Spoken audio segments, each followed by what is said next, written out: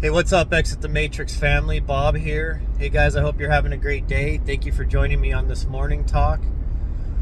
So, yesterday I did a video, a part one, about the beast system, transhumanism.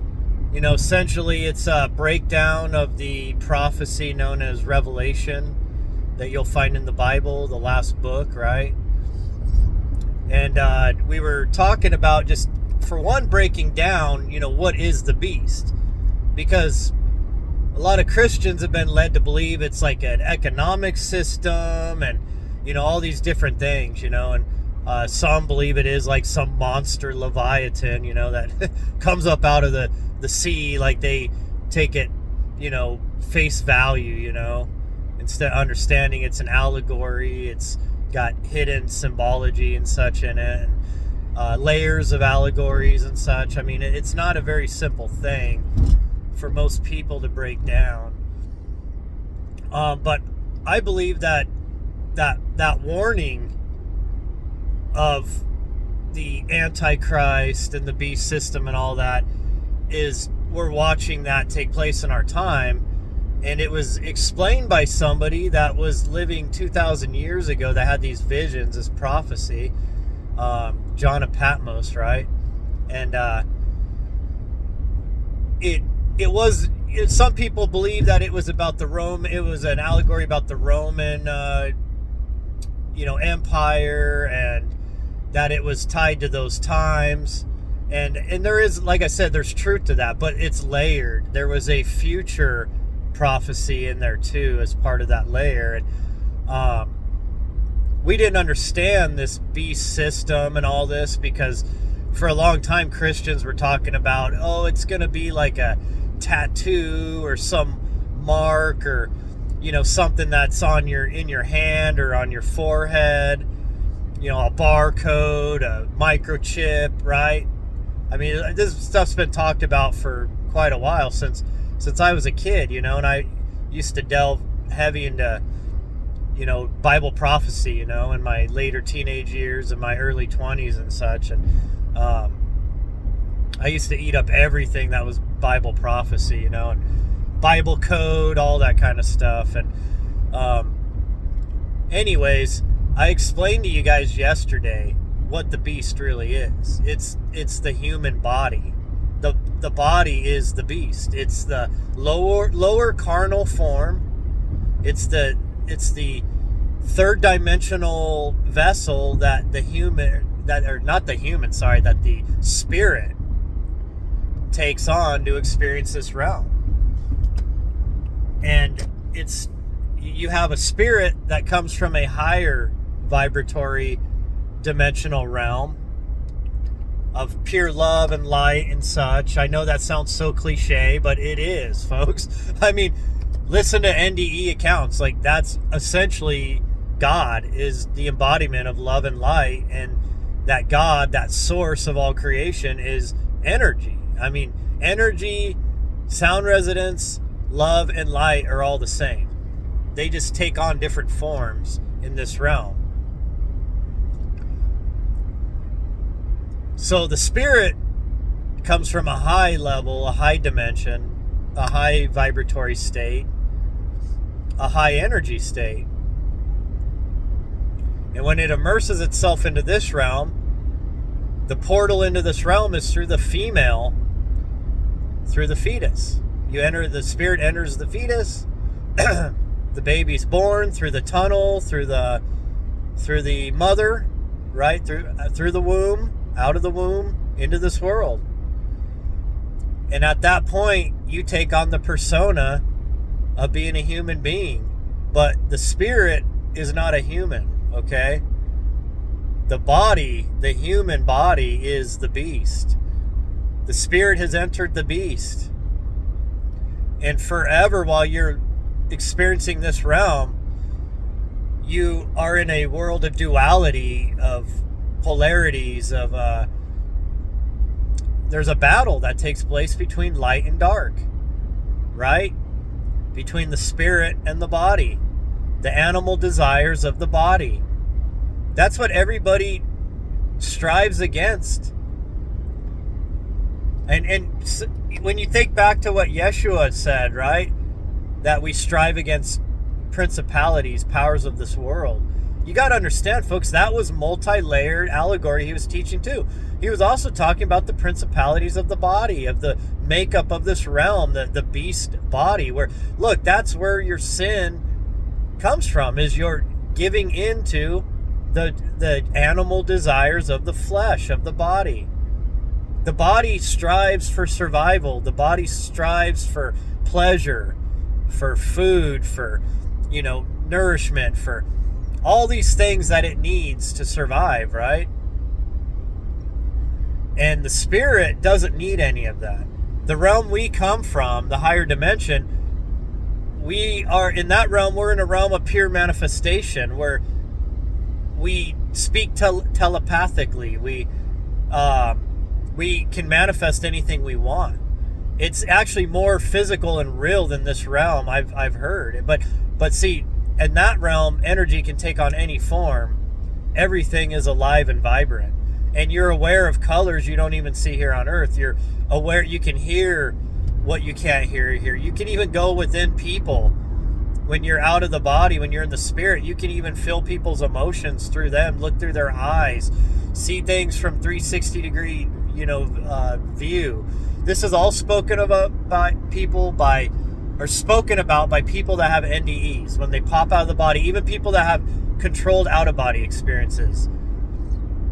This is all explained, folks. They say you speak telepathically, you have a 360-degree view, your vision is like intense, you see the living energy in everything, even in a blade of grass. You see the vibrant energy of source in it, okay? See, all that's muted in this realm, folks. The beast body is a lower form. It doesn't have all those abilities. It's more controlled. And it was designed that way. Look, I've told you guys before, the Yanuna, the Elohim, they shortened the lifespan of their experiment, the hybrid Homo sapien. They added the God gene, which was a God worship gene, right? So then they tricked humans to worship them as gods. And one of them eventually took the place as God, Yahweh Enlil. He set himself up as the God on earth. His father Anu was still the God of heaven, right? But Enlil set himself up as the God of this realm, commander of earth, God of the air. He his brother Enki was the scientist, and his half sister Ninmah was a scientist, and they were the ones who worked on the hybridization of humanity. And this can be referenced in the Atrahasis, in the cuneiform tablet Enki and Ninmah, okay, and it's alluded to in the Epic of Gilgamesh. And a lot of this also the Enuma Elish, right? All four of those are the big boys. If you want to learn the ancient stories of our ancestors, folks, read the cuneiform. Those are four base cuneiform that will give you insane information if you understand how to read into allegories and symbolism and astrotheology and such. And you could also, I would say 5. I would add Inanna's descent into the underworld also, because I've explained, and I want to do a breakdown of this eventually, but I need to do it where I can read it along and break it down for people live. But Inanna's descent into the underworld is not about Inanna going into a hellscape or a place under the earth. The underworld is earth, folks. Okay? It even says in the Inanna's descent that first she's in heaven. She left her place in heaven with all of her heavenly powers, folks. And as she descends into the underworld, she goes through these gates. And these gates have been talked about by people that have NDEs. There's different levels of heaven, they said. Well, she's descending through the gates of heaven to the lower construct of earth, which is the lowest realm as far as we know. And it explains how she gave up all of her powers. At each level, each gate she went through, she shed a power off. And it was represented by, clothing and such, like magical amulets and, and armor. And, that's how it's explained in the story. But it's symbolic of those powers, those that we all have when we're in pure spirit.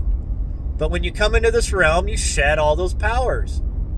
You come into this world naked like a baby. When she arrives in the underworld, in the realm of her sister Ereshkigal, she's naked by that point. Everything's gone. All of her attirements are gone. Her abilities are gone. That's what happens to us, folks. When we go into the human body, we lose all of those abilities.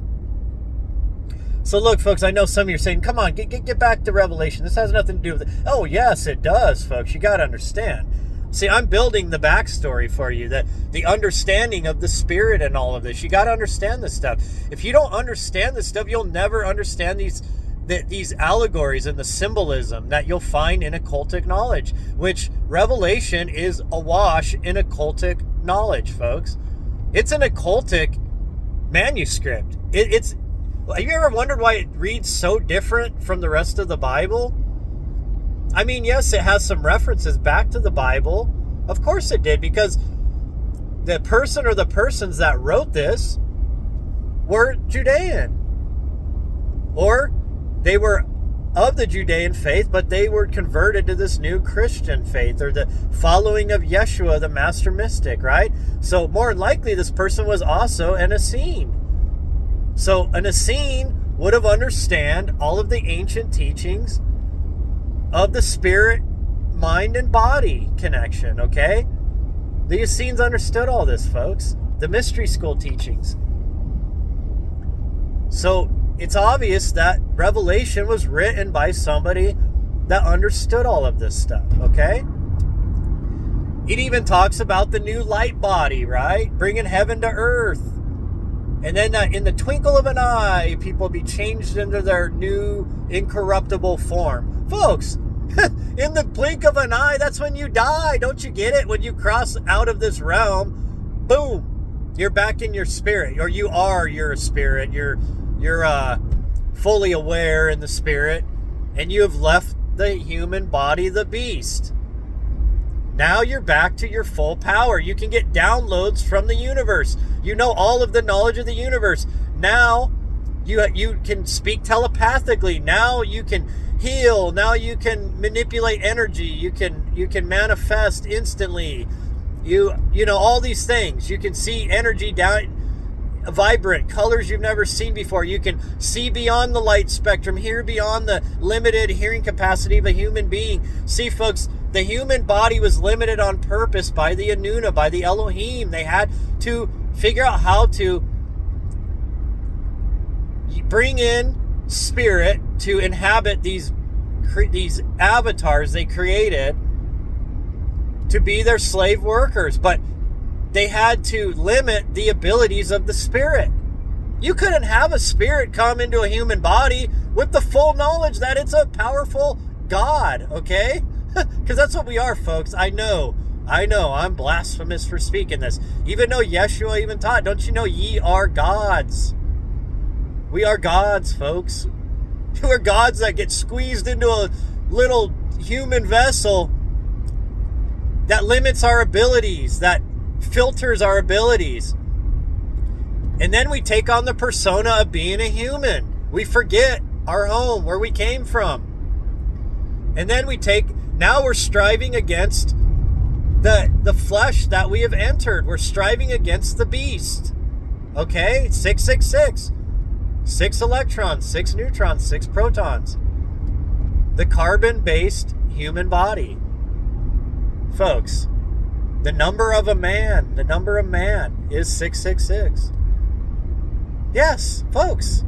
See, the ancients understood this. This is ancient knowledge that was passed down probably through the Hermetic orders, and it made its way into the Bible in Revelation. I know none of you want to hear that, but if you research Hermeticism and all that, it teaches all of this. It's been passed down for thousands of years, older than the Bible, in fact, this knowledge.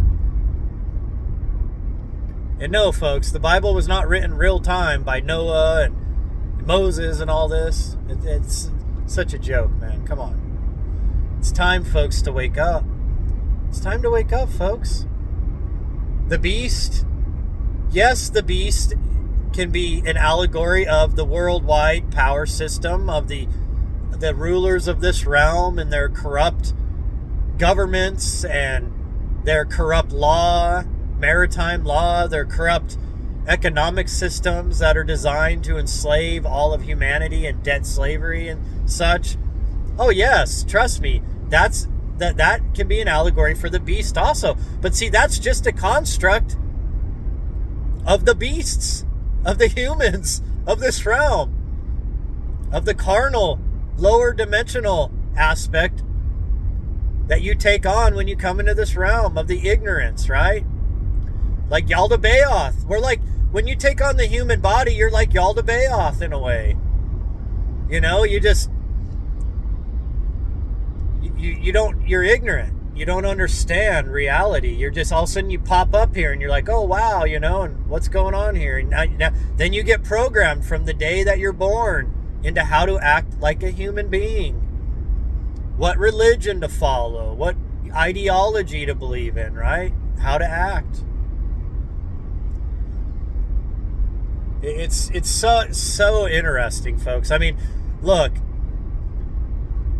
in a way you could argue that this world had to be created this way for us to learn about duality, because you had to put a spirit into a vessel that would hide the fact that a spirit's a spirit, so that it would forget, and so that it could live as a carnal beast human. I mean, folks, the body is all made up of this realm, okay? It's like the beast of the fields. If you read about Natra Hasis and all that, it talks about the black-headed men, right? The black-headed people that were like animals, running in the savannas with the animals and eating with the animals and drinking with the animals and living one with nature. Then the Inuna, they gathered up some of these wild men.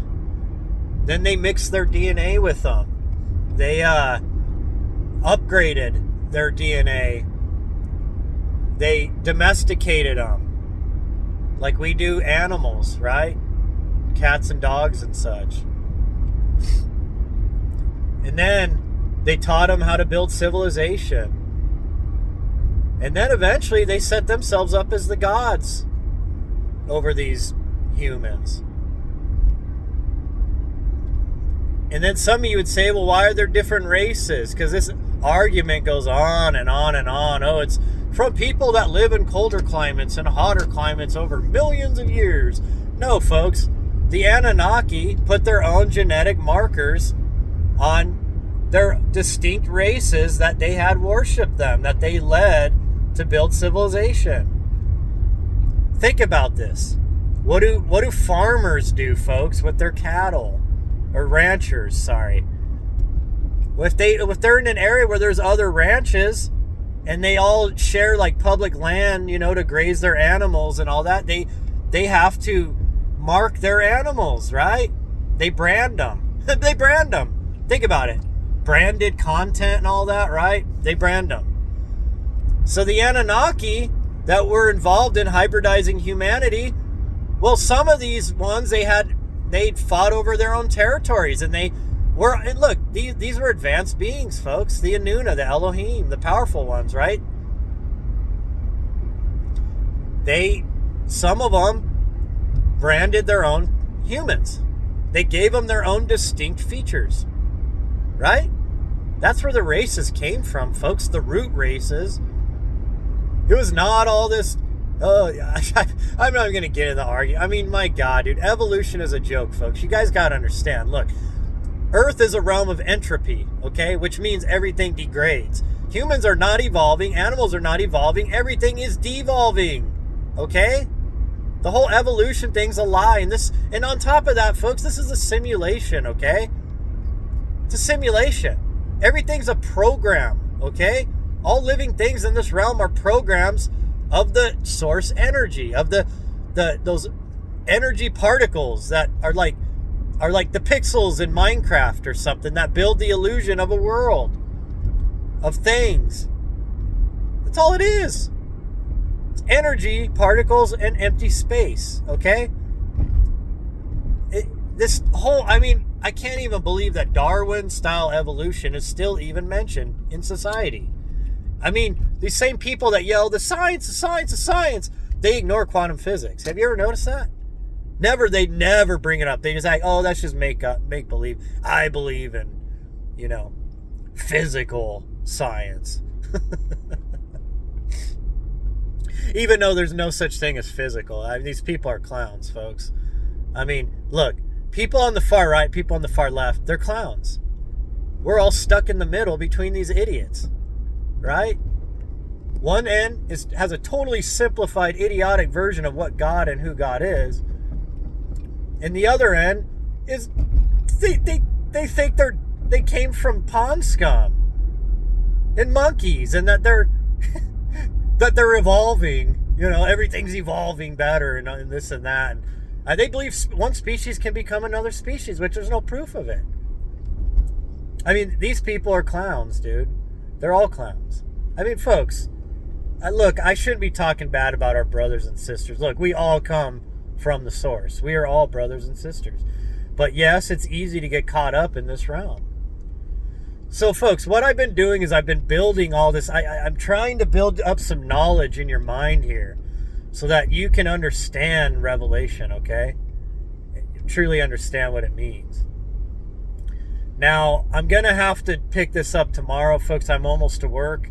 The next step in this talk is I'm going to break down the technical way that they are going to put the mark on the beast. The technical way that they are going to try to force transhumanism on us. Okay? Now, with the things changing right now, politics and everything, I don't know if this is going to mess up the flow of their plans. I don't know. Or if this is going to speed it up. I don't know. Because we do know Elon Musk is very prominent right now. And he's been doing good work with Doge. I applaud that. But I don't trust him still, folks. He's a transhumanist. He does not believe in a God. He believes that, that the best way for humans to survive into the future is to merge with technology, with AI and robotics. And I would argue vehemently against that. I would say it's the next step of trying to control the spirit. The body was already designed to control the spirit. Now they want to take it to the next level. And some of these transhumanists even talk openly about downloading consciousness into computer programs and such. Into computers. Upload them into computers. Think about that, folks. See, when they talk about consciousness, folks, you got to understand, consciousness is spirit. Okay? So they're basically telling you they want to figure out a way to trap spirit in this realm inside technology. I mean, there isn't a more diabolical beast system than you can think of than that. Because, like I said, folks, the body is the beast. The human body was designed to trick spirits into not knowing its divinity. It was designed to change the perception of spirit, to limit, to filter the abilities of spirit. Now imagine if they were successful in what they plan on doing with this transhumanist BS. See, folks, we're quickly coming up to a crossroads here where humanity has to decide, are we going to become more spiritual and shed this human body and bring forth our light bodies, like spoken of in Revelation, in the twinkle of an eye, the spirit body, right? The incorruptible body, right? Which would mean it's not of this realm, it's not the beast body. Remember when it says bring heaven to earth, right? That would mean bringing the openly bringing the human or the spirit form into this realm without the human suit, right? So there's some interesting things to dig into here, folks, and I'm sorry I had to build the backstory, folks. Look, I always take it back to Sumer, because that's the beginning of all of this, folks. Like, at least as far as we know. Look, Göbekli Tepe and all that. Now, we are finding in Göbekli Tepe, in Karahan Tepe, and all these areas around Turkey, that they have all the same symbology that they had in Sumer. So obviously it's older than Sumer, but Sumer was where the city-states were set up by the Anuna, by the Anunnaki. And those city-states were where humanity was really, you kind of had to restart, building everything. And that was where we had a big explosion in literature and science and math and all that again.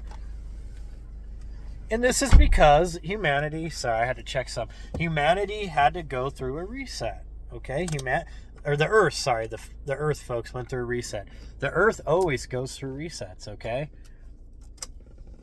The Earth is a cyclical clock, folks. That's the zodiacs and all that.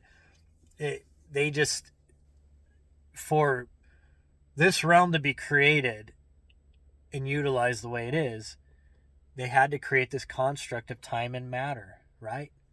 Tiamat. It goes, once again, Enuma Elish. Tiamat, time and matter, okay? They had to create this construct of time and matter to create this illusion of linear time, to create this illusion of this realm, how this realm works, okay? When you're outside of the human body, which puts you outside of this construct, you are not beholden to time and matter, to Tiamat. Okay? Tiamat has no power over you at that point.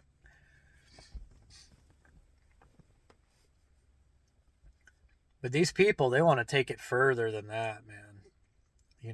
With their quantum computers and their internet of everywhere, internet of everything. With their 6G, 7G, 8G, and who knows, how. See, that's all the systems they're building, the worldwide grid, right? See, in ancient times, folks, humans used to build pyramids and megalithic structures and such on ley lines. Ley lines, folks, it's an energy grid that covers the whole Earth. It's part of the matrix, of the construct of this realm. And they used to build at focal points on the ley lines that also aligned with stars, because stars were portals, folks. Dimensional portals. That's what stars are. And so they would purposely build the pyramids, all of their, their ancient structures were aligned with ley lines, and they were lined up with stars. That's how they built. That's how they used it. See, in the ancient past, folks, they had a Wi-Fi energy and communication system built. Goes back to Atlantis, okay? This is all, and possibly we had this technology not that long ago, if you start digging into this whole Tartarian thing and such. But what they're doing now is they're trying to build a new energy grid over the Earth, and a communication grid, and it's with this internet of everything. They want to build a layer of matrix over the matrix, folks, is what they're doing, okay? And the next talk we do tomorrow morning is going to be about this third part of this talk. Now that you guys got the backstory, I've explained to you what the human is, that it is the beast, it's the number of man, right? And I've explained to you where all this ties back to Sumer, to, let's say, the 5 baseline cuneiform tablets. And folks, look, some of you say, oh, well, that's just 5 tablets out of millions of tablets they have. Well, you got to understand, those 5 tablets were so popular and known back then that they were later copied over and over and over for thousands of years.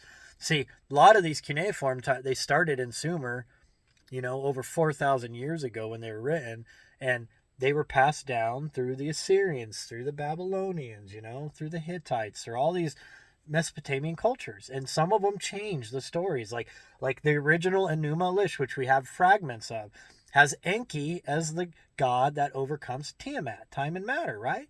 Which makes sense. If you cross-reference that to the Atrahasis and in Enki and Ninmah, right? In the laboratory, right? Enki and Ninmah create Adam. There's different names for that tablet, but you got to read it. And so you have these stories passed down. Now, the Babylonians took the Enuma Elish and they made Marduk, the son of Enki, as the hero god, right? Because their Babylon, the city-state of Babylon, was their patron god was Marduk, the son of Enki. And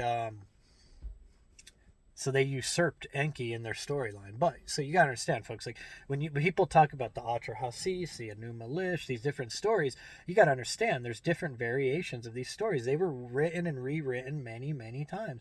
Kind of like the Bible, right, folks?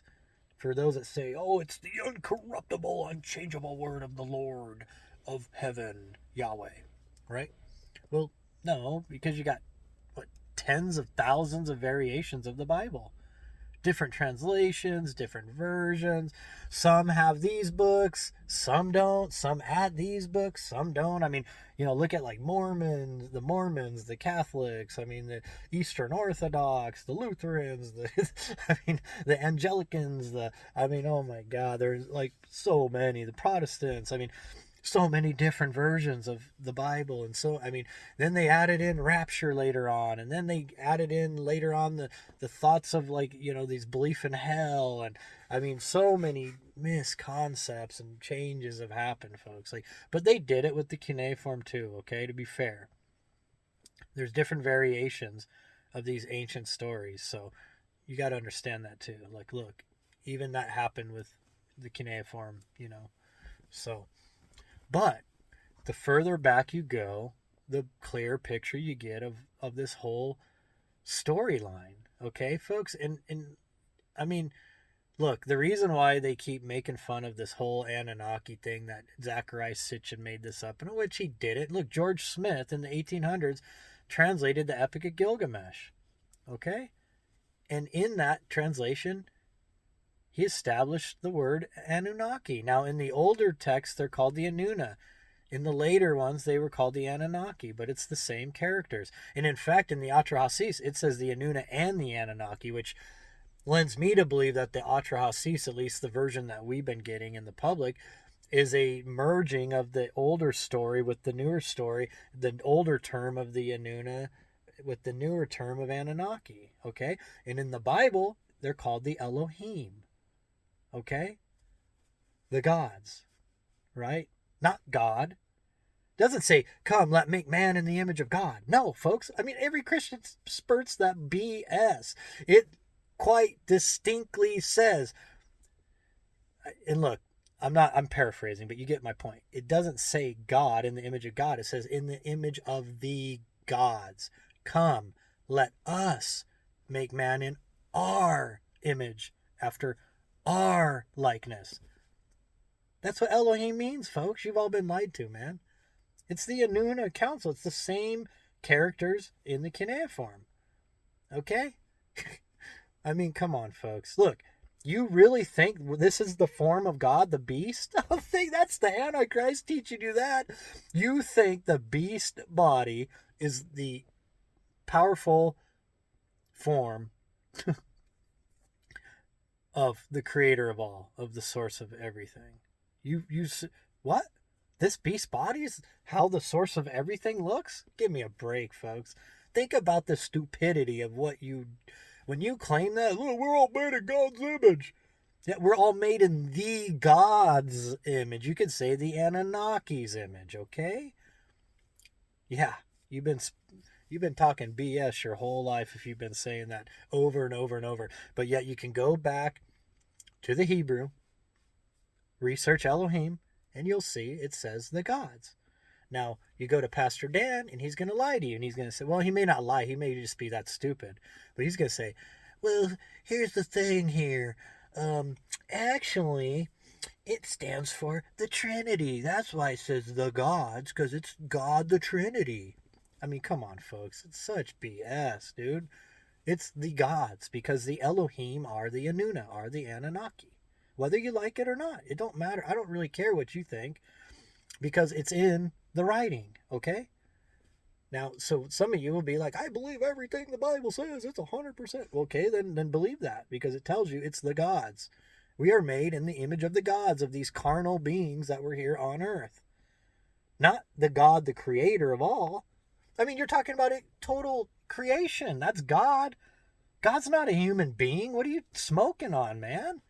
I mean, you've turned God into this old dude with a beard sitting in heaven on a throne. I mean, that is ridiculous. Anyways, now look, the source can take any form it wants. Okay, I just want to make that clear. But I mean, you're all in part of the source right now. Everything you look at has source energy in it. Okay, those energy particles, that's source energy. Okay, so that's God, which means we are all God. Everything is God. Everything is the mind consciousness of God. Okay, I don't know how to. I just don't. Religion is. Jeez. I don't know what's stupider, religion or evolution theory, Darwin evolution theory. I don't know which one's stupider. I mean, or the most ridiculous, because they're both stupid. They're both fantasy. They're both misdirection and lies. Okay, I'm just, look, folks. Hate me, get mad at me, whatever. Go, run off and say that guy's a whack job. I'm gonna go read my Bible. I'm gonna go read about how I was created in God's image. The God's image, right? I mean, I don't know. Just saying, folks. Like, look at ancient depictions of the Anuna. With wings and all that. They're men. They're men. They're not. I don't know. Whatever. Hey guys, we gotta pick this back up though. Okay. Tomorrow for me is Saturday, so I do work tomorrow. So I don't know if I'll get it uploaded by Saturday. It might be Sunday morning, but I'm gonna try to get this one uploaded when I get home today, which would be Friday. But I will do a third part, and I'm gonna tie this whole talk together. I've given you guys the backgrounds from ancient history, through kind of what Christians see as revelations meaning. I've explained to you what the beast is, 666, right? The human body. And we've talked about how this ties in with NDEs. And I've tried to build a platform of understanding here for you folks, because this is not a simple question to answer, right? Or a simple breakdown. But the next step now, we go into the technicals on how are they going to do this, and, what's the plan, and, that's the next step, right? Because we've set the groundwork now. So I hope those of you that have been following this channel, that listen to these talks, I hope you guys really listen to the whole video, because a lot of people, I notice it's the average listen time's like 17 minutes. My videos are typically 35 minutes long. So that means they're only listening to half the video, okay? So they're probably shutting off before we get into the nitty gritty, which is typically right here when we finish up in the morning, right? Like this right when I get to work's when I kind of tie everything together. So if they're shutting it off before that, they're missing like the main wrap up, right? But I mean, you guys do what you want, right? With YouTube and like with people I follow and listen to and all that, I typically listen to it more like a podcast, right? And that's kind of how I've designed this. Is like, look, it's no fun just watching me drive a car and talk, and it's dark, and it's just listen to it, folks. Like, think about these things that I talk about, okay? And look, I would love to hear comments from you guys. If you think I'm wrong on some things, if there's some things you want to add to this conversation, I would love to hear it. Because if you guys ever notice, when you comment under my videos, I typically always check my comments, okay? So I will interact with you. A lot of these YouTubers, they won't, or maybe they're too big, they don't have time to. They be commenting, constantly all day long, right? But that's what I love, is the back and forth with my brothers and sisters. So, that's how we learn. We bounce ideas off each other, right? So I'm not claiming to have all the answers, folks. I'm just a regular guy. I'm not a linguist. I'm not a Harvard archaeologist or whatever, I'm just a regular guy that's been researching this stuff my whole life. I love it. I'm not a Bible scholar or something. I'm just a dude that reads a wide variety of stuff. I research a wide variety of stuff, and I just connect the dots. That's it. Like anybody can do this. These people that act like you got to go to college or, be an expert to have a right to say anything about anything. It's BS, folks. Look, you read these things and what you'll find is that the people that go to colleges and universities to be a linguist or to be a Bible scholar or whatever, they are very compartmentalized. So anything outside of their particular, now they may be experts about like, Bible manuscripts, like that Wes Huff guy, right? But they can't think outside of that box. That's it. That's it for them, dude. That is their agenda. That is all they care about. They don't like anything else outside of that doesn't matter. But see, I'm not beholden to that, folks. I'm not in the box, okay? I can look at all these different theories and ideas and teachings and manuscripts, and I can draw my own conclusions. I don't need somebody, I don't need to be an expert. You don't need to be, folks. Like, look, you can go read these cuneiform tablets. You don't need a linguist reading it for you and telling you what everything means. Because here's the problem, folks. Because they're not reading all these other sources, they miss the understanding. Like, look at the Ainana's descent. You go ask a cuneiform expert what that's about, and they're just going to say it's a mythological story about Ainana, descending into into the underworld, and having a rivalry with her cousin, her sister, Erishkigal, and she kills her, and blah, blah, blah, and they might allude to the fact that there's some astrotheology symbology in there, right? But they're not going to know about this spirit descending from the higher dimension into the earth and losing its abilities. That they're not going to understand that allegory. They're not going to get that, folks. But when you research NDEs and all that, you realize what that story is really about. Same with the Epic of Gilgamesh. I alluded to that yesterday on the video, how that's also a story about a spirit coming into human form and going through all the trials and tribulations of this realm, trying to find more immortality. And the problem with Gilgamesh was he never realized that the true immortality was once you leave the body. See? He thought he could find immortality in this realm. And that was the whole futility of his whole story, right? And that was probably for his better good, because you don't want to be trapped in this world forever, folks. Come in, visit it, do whatever you do, and then go home, right? Refresh, recharge, and then maybe you come back again for another go in a different human body. That's what it's about, folks. Really, that's really what it's about. This is a playground, okay, for spirits to come experience what you can't experience in the higher dimensions. That's it. I mean, yes, it's a complicated realm and all that, and can be a brutal realm at times and a beautiful realm at times. But anyways, folks, hey, look, a cuneiform expert, they're not going to get that. Do you think they're also researching NDEs and they're going to tie it into the cuneiform story that they just broke down linguistically? No, they're not. Now, you can go research how they broke this, because they did excellent work. Look, we need those people. We need the people translating the tablets. We need the archaeologists digging up these artifacts. Now, just because they have some BS, mainstream viewpoint on what all that means, that's fine. That's because that's their compartmentalization. But when you can take all these other things and tie it into what they've uncovered, they're still doing a great service to humanity, and I applaud them. Do I have to agree with them? No. Look, they look at Machu Picchu and they say, oh, the Inca built this. Anybody can tell that the Inca did not build that. Even the Inca say, these cities were already here. They were built by the gods. We just came and took them over. And they tried to repair them and stuff with way less technological means. Okay, folks? And, I mean, you can tell.